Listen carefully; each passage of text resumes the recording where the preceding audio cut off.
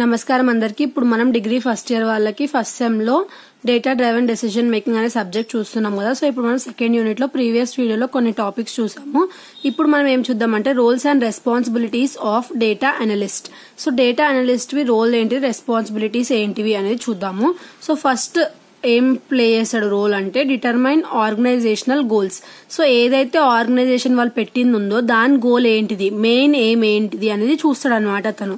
Next mining data. Mining data అంటే ఏంటిదంటే డేటాని కలెక్ట్ చేయడం. తర్వాత ఏం చేస్తాడు, డేటాని క్లీన్ చేస్తాడు. క్లీన్ అయిన తర్వాత డేటాని ఏం చేస్తాడు, ఒకసారి రీచెక్ చేస్తాడు, అంటే అనలైజ్ చేస్తాడు. లాస్ట్ కి pin pointing trends and patterns. So అది ఎలా ఉంది మనకి ఇప్పుడు ఏదైతే ట్రెండ్ లెవెల్ ఉందో అంటే ప్రెసెంట్ మార్కెట్ లో అది సూటబుల్ ఉందా లేదా అనేది చూస్తాడు. Creating reports with clear visualisations. So reports అనేటివి క్రియేట్ చేస్తాడు. విజువలైజేషన్స్ అంటే ఏంటివి, లైక్ గ్రాఫ్ రూపంలో, చార్ట్ రూపంలో అనేది వేస్తాడనమాట ఏదైతే ఆ ప్రోగ్రెస్ ఉందో అది.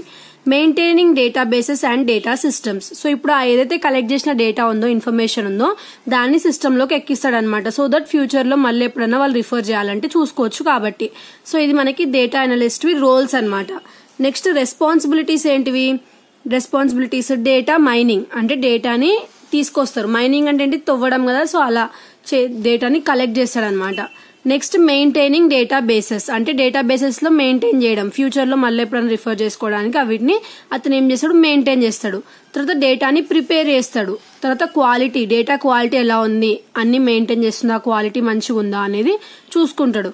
కొలాబరేటింగ్ విత్ అదర్ టీమ్స్ అంటే వేరే వాళ్ళతో కూడా హెల్తీ రిలేషన్షిప్స్ మెయింటైన్ చేసుకునేది కూడా ఇతని రెస్పాన్సిబిలిటీయే. Maintaining the confidentiality of data. So confidentiality అంటే ఏంటిదంటే మన కంపెనీ డేటా వేరే కంపెనీ వాళ్ళకి లీక్ అవ్వకుండా మనం దాన్ని ప్రొటెక్ట్ చేసుకోవడాన్నే కాన్ఫిడెన్షియాలిటీ అంటారు. సో అది ప్రొటెక్ట్ చేసుకోవడం కూడా ఇతని రెస్పాన్సిబిలిటీ. Preparing reports. సో మొత్తం అయిపోయిన తర్వాత ఎలా ఉంది డేటా అనేది, ఎలా ఫంక్షన్ అవుతుంది అనేది కూడా చూసుకోవాలి. తర్వాత ట్రబుల్ షూటింగ్ అంటే ఏదైనా ఇష్యూస్ వస్తున్నాయా, ఇష్యూస్ వస్తే ఎక్కడ వస్తున్నాయి అని కూడా చూసుకోవాలి. సో ఇది మనకి ఎవరిది, డేటా అనలిస్ట్ వి రెస్పాన్సిబిలిటీస్ ఇంకా రోల్స్. నెక్స్ట్ ఏంటిది, overview of data driven decision making. So data driven decision making అంటే ఏంటిదని చెప్పి ఇంకా మనకి లెంతీగా ఇచ్చినారనమాట. So data driven decision making అంటే ఏంటిది, అసలు మనకి ఏదైతే డేటా ఉందో దాన్ని మనం అనలైజ్ చేసి దాని ప్రకారం మనకి బిజినెస్ కి ఏదైతే ప్రాపర్ డెసిషన్స్ ఉన్నాయో దాన్ని తీసుకోవడమే data driven decision making. So దానికి కొంచెం మనకు లెంతీగా ఇలా ఇచ్చారు, దాన్ని మీరు ఓన్ గా రాయొచ్చు మీకు కాన్సెప్ట్ అర్థమవుతే. Next cultures as a barrier to DDM. DDM అంటే ఏంటిది, data driven decision making. So దీనికి ఏవైతే కల్చర్స్ ఉన్నాయో అవి బ్యారియర్స్. ఎలా బ్యారియర్స్ అంటే ఏంటివి, అడ్డంకులు. So secure executive commitment, not just lip service. So ఇప్పుడు మనము ఏదైతే అంటామో అది మనం కస్టమర్స్ కి ప్రొవైడ్ చేయాలన్నమాట. ఏదో మాటకు అనేసినాం ఇంకా అది వాళ్ళు ఎప్పుడు అడిగినా చెయ్యము అన్నట్టు కాదు. మనం ఏవైతే ప్రామిసెస్ చేస్తామో సో అవన్నీ నిలబెట్టుకోవాలి. Expect to work hard and forget about magic bullets. So మనం మన కష్టం మీద డిపెండ్ అయి ఉండాలి కానీ ఏదో లక్ ద్వారా వస్తుంది కదా అట్లా అని చెప్పి ఎప్పుడు లక్ మీద డిపెండ్ అయి ఉండకూడదు. Next establish realistic expectations, not unattainable goals.